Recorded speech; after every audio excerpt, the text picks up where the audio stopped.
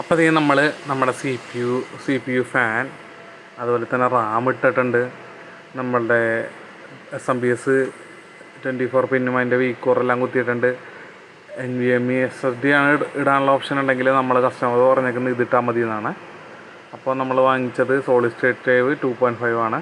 നമ്മളിതിൻ്റെ മാനുവൽ എടുത്ത് നോക്കുകയാണെങ്കിൽ ഫ്രണ്ട് പാനലിൽ എവിടെയാണ് പവർ ഓണിൻ്റെ സ്വിച്ച് കണക്ട് ചെയ്യുന്നതെന്ന് നോക്കാം. ആ ബട്ടൺസ് നമ്മൾ ഷോർട്ട് ചെയ്താൽ മാത്രം മതി. എക്സ്പീരിയൻസ് ഇല്ലാതെ ആരും ഷോർട്ട് ചെയ്ത് കഴിഞ്ഞാൽ ആ സ്ക്രൂ ഡ്രൈവർ നിങ്ങൾ ഷോർട്ട് ചെയ്ത് നിൽക്കുന്ന ടൂളോ മദർ ബോർഡിലേക്ക് വീണ് കഴിഞ്ഞാൽ കമ്പോണൻസ് ഷോർട്ടായി മദർ ബോർഡ് കംപ്ലയിൻറ്റ് വരാനുള്ള ചാൻസ് ഉണ്ട്. അപ്പോൾ അതുകൊണ്ട് ശ്രദ്ധിച്ച് ചെയ്യുക.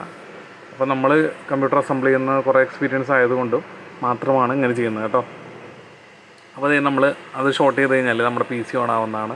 കറക്റ്റ് പവർ ബട്ടൺ എഴുതിയിട്ടുണ്ടാവും, അല്ലെങ്കിൽ പവർ എന്ന് പറഞ്ഞ് എഴുതിയിട്ടുണ്ടാവും. അപ്പോൾ ഇത് നമ്മളുടെ ബൂട്ട് സ്ക്രീൻ വന്നിട്ടുണ്ട്. ടെമ്പററി സെറ്റപ്പിലാണ് നമ്മൾ ഈ ഡെസ്കിൻ്റെ മുകളിൽ വെച്ചത് കേട്ടോ. എൻ്റെ ക്യാബിനറ്റിലേക്ക് മാറ്റുന്നുണ്ട്. അപ്പോൾ കസ്റ്റമറുടെ അടുത്താണ് ക്യാബിനറ്റ്, അതുകൊണ്ടാണ് കേട്ടോ.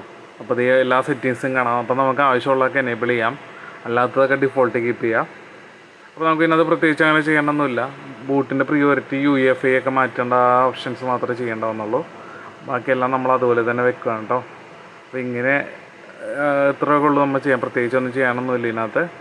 ബയോസ് എല്ലാം ഓൾറെഡി സെറ്റഡ് ആയിരിക്കും. ഡിഫോൾട്ടിലേക്ക് സെറ്റ് ചെയ്ത് കഴിഞ്ഞാൽ നമുക്ക് ആവശ്യമുള്ള രീതിയിലേക്ക് മാറും. പിന്നെ CSMൻ്റെ ഓപ്ഷൻ വേണമെങ്കിൽ വെച്ചാൽ മതി. നമുക്ക് വേണമെങ്കിൽ ഡിസേബിൾ തന്നെ എവളും ചെയ്യാം. UEFI സെറ്റിങ്സ് ഉപയോഗിക്കുന്നതുകൊണ്ട് അതിൻ്റെ ആവശ്യം വരുന്നില്ല കേട്ടോ. അപ്പോൾ നമ്മൾ UEFI മാറ്റിയിട്ട് അത് UEFI ഓൺലി ആക്കി ഇടുകയാണ് കേട്ടോ. കാരണം വെച്ചാൽ നമ്മൾ വിൻഡോസ് അങ്ങനെയാണ് ചെയ്യുന്നത്. GPT പാർട്ടീഷൻ ചെയ്യുമ്പോൾ UEFIയിലേക്ക് മാറാനായിട്ട് പ്രത്യേകം ശ്രദ്ധിക്കുക.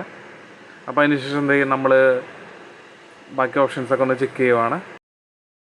നമ്മളുടെ SSD എടുത്തിട്ടുണ്ട്, അതുപോലെ തന്നെ നമ്മുടെ വിൻഡോസ് 8 പെൻഡ്രൈവും നമ്മൾ ഡിറ്റക്ട് ചെയ്തിട്ടുണ്ട് സിസ്റ്റം. ഇനി നമുക്ക് അത് ബൂട്ട് ചെയ്ത് വിൻഡോസ് ഇൻസ്റ്റാൾ ചെയ്യാം.